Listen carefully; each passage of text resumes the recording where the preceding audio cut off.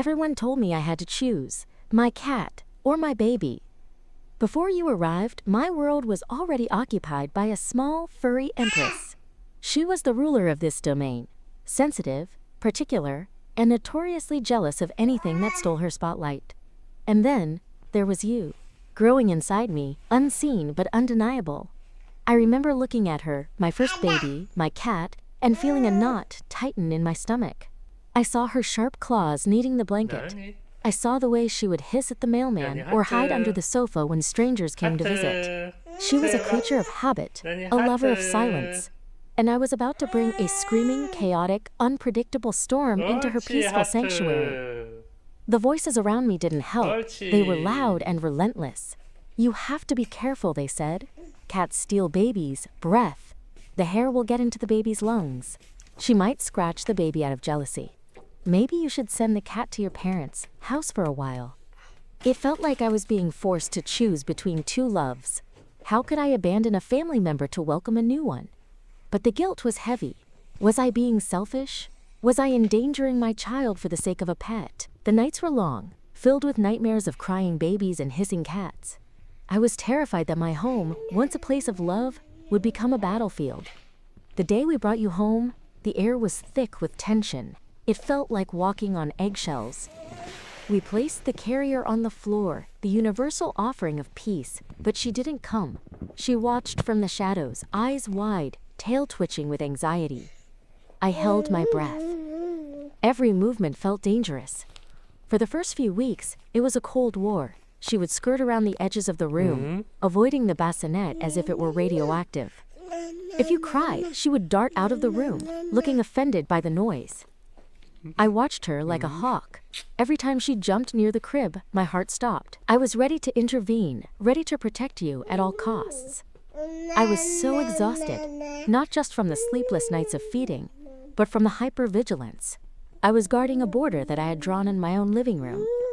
I was waiting for the jealousy. I was waiting for the aggression. I prepared myself for the moment I would have to separate you two forever. But fear has a way of blinding us to the truth. I was so busy worrying about what might happen, I almost missed what was actually happening. It started with curiosity, a sniff here, a tentative paw there. But then, it shifted into something I never expected, responsibility. One afternoon you were fussy, crying that specific, tired cry that grates on the nerves. I was in the kitchen, rushing to prepare a bottle. Suddenly, the crying stopped. Silence. Panic surged through me, and I ran to the living room. There you were, lying on your playmat, staring wide-eyed. And there she was, lying right next to you, purring so loudly I could hear it from the doorway. She wasn't hurting you. She was soothing you. Her purr was a lullaby, a vibration that calmed your tiny, frantic heart. I realized then that my worry was wasted energy. She understood you were fragile. She knew you were ours. When you grabbed her fur with your clumsy, sticky hands, she didn't scratch. She just suffered through it with the patience of a saint, offering a gentle lick instead of a bite. She became your shadow. Wherever you crawled, she followed, sitting just out of reach, like a silent sentry guarding a treasure. The jealousy I feared? It never came. Instead, I found a partner in parenting. She checked on you when you slept. She tolerated your noise. She accepted you into the pack. I look back now and laugh at my fears. Not only were my worries unfounded, but I also didn't realize just how much of a gift I was giving you.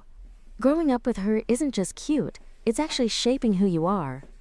They say science proves growing up with pets makes you healthier and more empathetic, but I don't need a study to tell me that.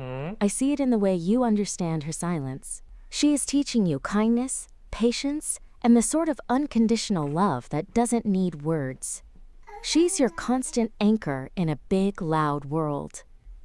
To any parent drowning in the fear of what if, scared that their beloved pet and their new baby won't mix, let me tell you this: trust them. Trust your animal's capacity for love, and trust your child's ability to learn. I was so afraid of what I might lose that I almost missed what we would gain. We didn't just keep a pet. We gained a sister, a protector, and a best friend. The fur on the clothes? The extra vacuuming? It's a small price to pay for this magic. It was all worry for nothing. And looking at them now, Sleeping side by side, I realized it wasn't just okay. It was perfect.